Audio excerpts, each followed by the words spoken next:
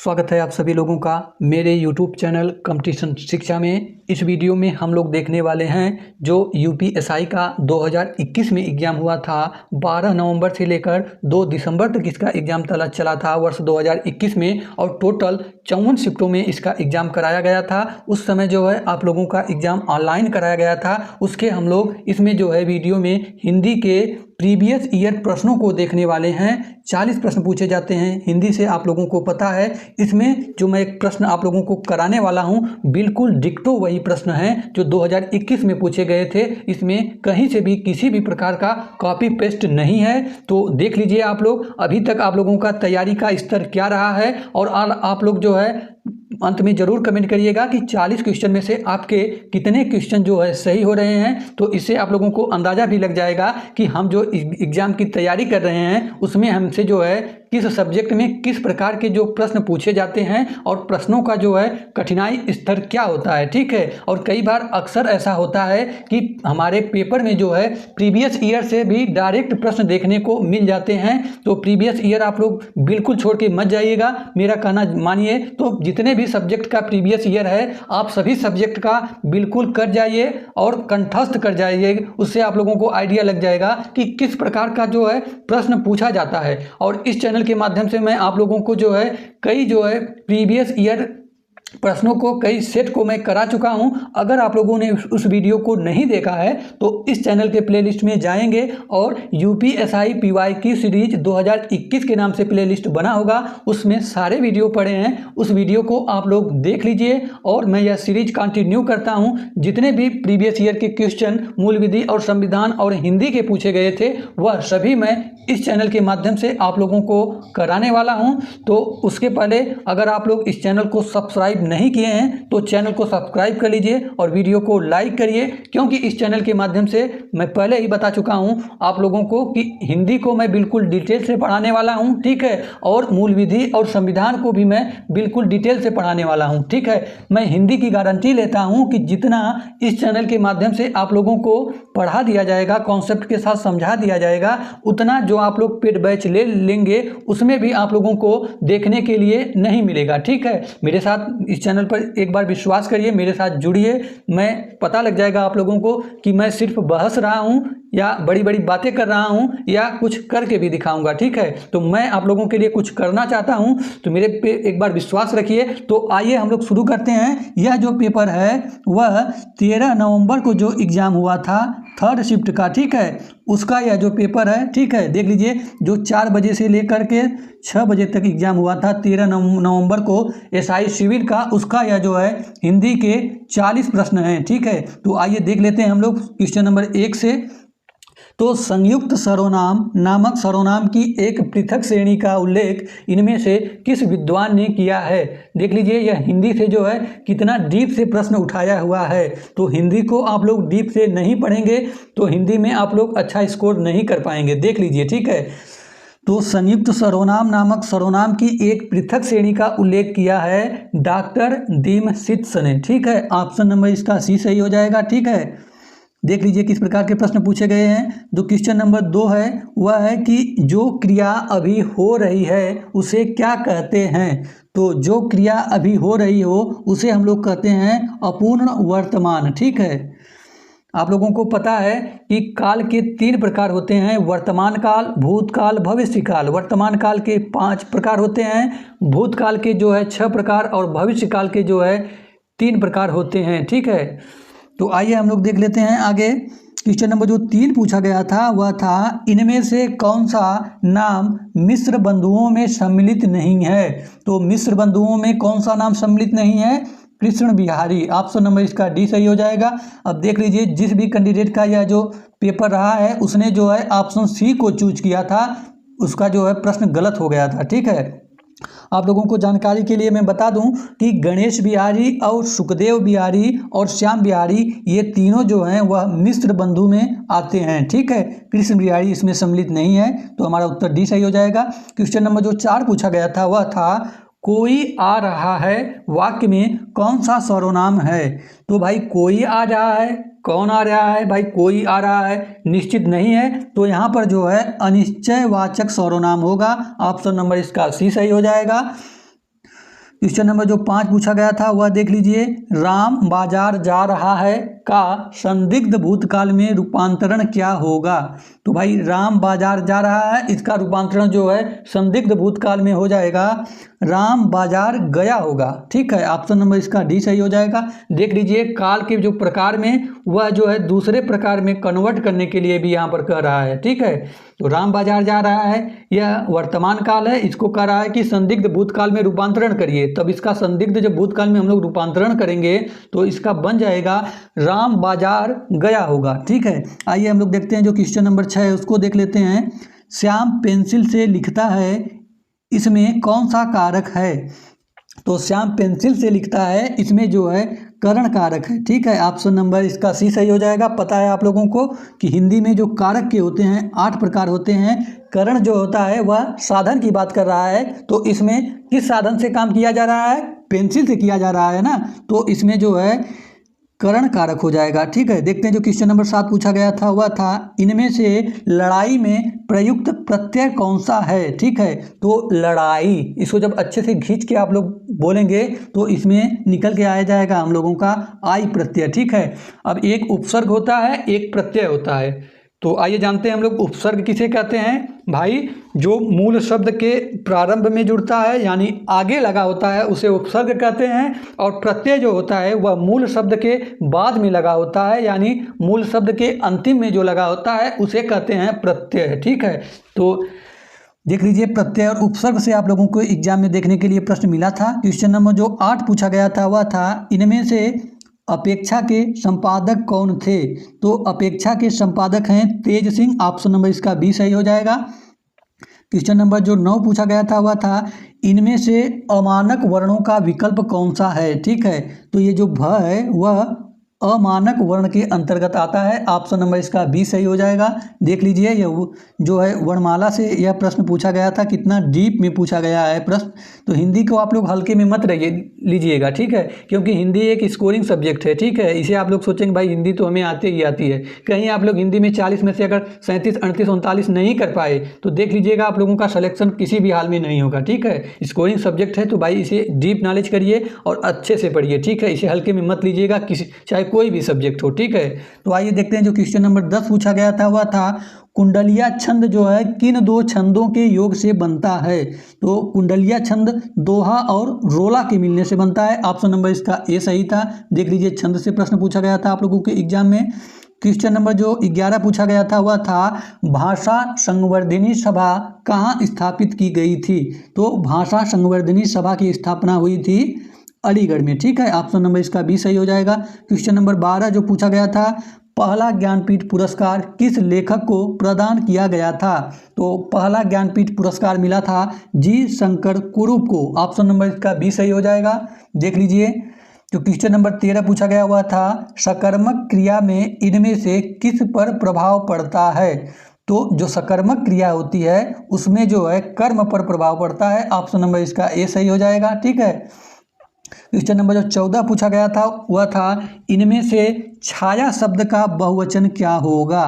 तो पता है आप लोगों को कुछ ऐसे शब्द जो होते हैं जब उनका बहुवचन बनाया जाता है तो वह शब्द सेम ही रहते हैं जो एक वचन में रहते हैं। तो छाया का बहुवचन होता है छाया। ठीक है, ऑप्शन नंबर इसका ए सही हो जाएगा। अब देख लीजिए जिस स्टूडेंट का यह पेपर था उसने ऑप्शन नंबर बी को चूज किया था, छाया का बहुवचन बना दिया था छाए, सीधे सीधे इसका गलत हो जाएगा। देख लीजिए ये अपवाद वाले प्रश्न हैं। कुछ ऐसे शब्द होते हैं जो एक वचन में रहते हैं, जब बहुवचन में जाते हैं तो वह सेम ही रहते हैं। ठीक है, उसमें कोई परिवर्तन नहीं होता है। देख लीजिए किस तरह के प्रश्न आप लोगों के एग्जाम में पूछे गए थे। जो क्वेश्चन नंबर 15 पूछा गया था वह था, निम्नलिखित में से कौन सा शब्द भाषण के लिए उपयुक्त विशेषण होगा। तो भाषण के लिए उपयुक्त विशेषण कौन सा है, वह है ओजस्वी, ऑप्शन नंबर इसका सी सही हो जाएगा। क्वेश्चन नंबर जो 16 पूछा गया था वह था, इनमें से शुद्ध शब्द कौन सा है। तो देख लीजिए ऑप्शन नंबर जो ए इसमें दिया गया है वह शुद्ध शब्द है इंद्र वज्रा, जो है ऐसे लिखा जाएगा। ठीक है, यह वर्तनी से संबंधित प्रश्न है, तो आप लोगों को वर्तनी जितनी भी हैं उसका आप लोगों को लिख के प्रैक्टिस करना है। तो देखिए इसमें गलतियां हमें क्यों होती हैं ना, अक्सर जब हम बिल्कुल छोटे होते हैं तो तभी से हम लोग जो है अशुद्ध उच्चारण करते हैं। जब अशुद्ध उच्चारण करेंगे किसी भी वर्तनी का या किसी भी सेंटेंस का, तब जब लिखने की बारी आएगी तो अशुद्ध ही हम लोग लिखेंगे, शुद्ध नहीं लिख पाएंगे। ठीक है, अब आइए देखते हैं जो क्वेश्चन नंबर 17 है कि निरीह का संधि विच्छेद इनमें से क्या है।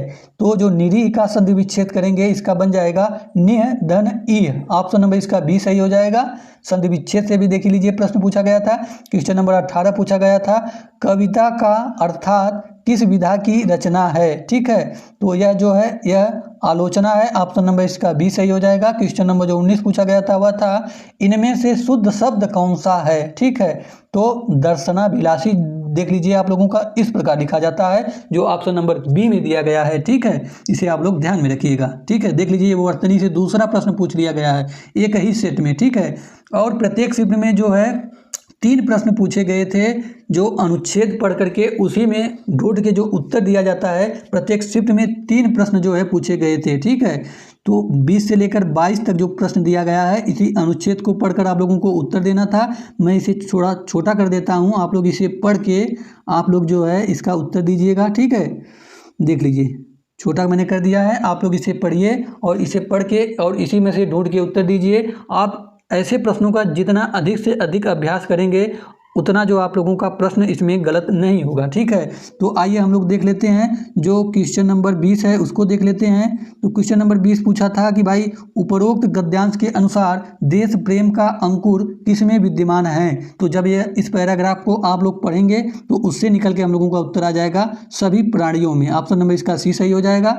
जो देखते हैं क्वेश्चन नंबर 21 पूछा गया था वह था उपरोक्त गद्यांश के अनुसार सच्चा देश प्रेमी क्या करता है।